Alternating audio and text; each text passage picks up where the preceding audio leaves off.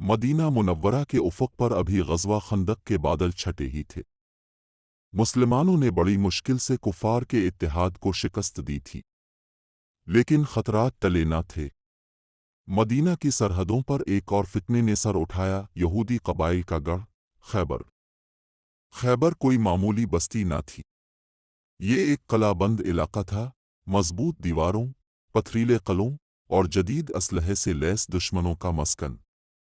वहाँ के यहूदी क़बाइल, ख़ुसूसन बनी नज़ीर, जो पहले मदीना से निकाले जा चुके थे, अब खैबर में आकर इस्लामी रियासत के ख़िलाफ़ साजिशें कर रहे थे। ग़ज़वा खंदक में कुफ़ार मक्का से इत्तिहाद करके मुसलमानों को नीस्तो नाबूद करने की साजिश में पेश यही क़बाइल थे। ये सिर्फ़ एक सियासी या फ़ौजी ख़तरा न था, बल्कि मदीना की अमन व सलामती, मुसलमानों के मुस्तक़बिल और इस्लाम की बका का सवाल था। नबी करीम सल्लल्लाहु अलैहि वसल्लम ने जब उनकी साजिशों की इत्तलात हासिल की तो सब्र का पैमाना लबरेज हो चुका था। चुनांचे अल्लाह के हुक्म से अपने खैबर की तरफ फ़ौजी मुहिम का आगाज़ फरमाया। रात की तारीकी में खामोशी के साथ नबी करीम 1600 सहाबा कराम को लेकर खैबर की तरफ रवाना हुए। अपने दुश्मन को गाफिल पकड़ने का इरादा फरमाया। रास्ते में न कोई शोर, न कोई ऐलान जंग, बस ईमान का काफ़िला अपने रब पर तवक्कल करते हुए रवाना हुआ। खैबर के पहाड़ों के साए में जब सुबह हुई तो दुश्मन की आंखें हैरत से खिली की खुली रह गईं। वो समझे थे कि मुसलमान अभी कमज़ोर हैं, लेकिन आज अल्लाह के शेर उनके दरवाजे पर आ खड़े थे।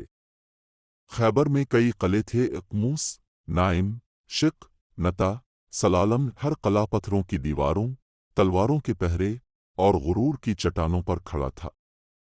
लेकिन मुसलमानों का ईमान उन सबसे बुलंद था। वो तलवारों से नहीं, ईमान से लड़ते थे। एक एक करके क़ले फ़तह होते गए। दुश्मन पसपा होने लगा, लेकिन सबसे बड़ा और आखिरी क़ला इक़मूस बाकी था, सबसे मज़बूत, सबसे महफूज, सबसे मग़रूर। मुसलमानों की कई कोशिशें नाकाम हुईं।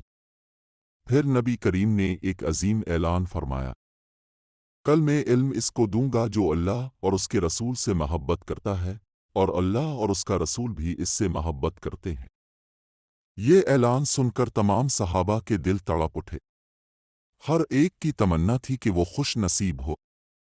अगले दिन नबी करीम ने इल्म हज़रत अली अल-मुर्तज़ा करमुल्लाह वजहा को दिया। वो अली जिनकी आंखों में दर्द था, लेकिन दिल में अल्लाह का नूर।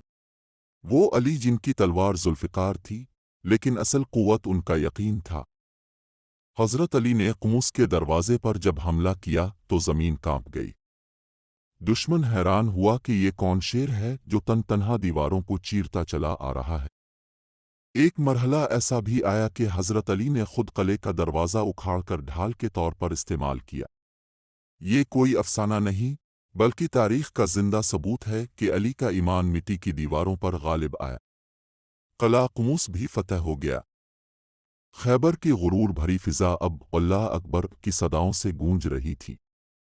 दुश्मन हथियार डाल चुके थे।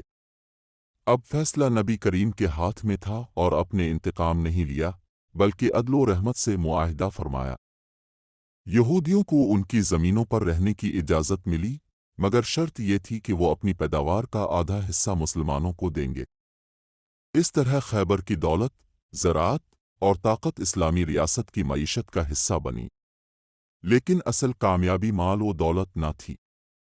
असल कामयाबी ये थी कि इस्लाम ने एक बार फिर मोहब्बत, अदल और बहादुरी के साथ एक ताकतवर दुश्मन को शिकस्त दी, और वो भी बग़ैर जुल्म, बग़ैर खूनरेज़ी के।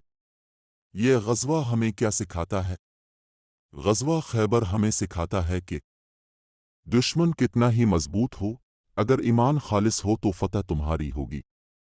ताकत सिर्फ हथियार से नहीं, तक़ू और इख़लास से आती है। अली जैसे बहादुर जब नबी के हुक्म पर निकलते हैं तो दुनिया की कोई दीवार उन्हें नहीं रोक सकती। और सबसे बढ़कर इस्लाम की रूह रहमत, अदल और हिकमत है, फ़तह के बाद भी।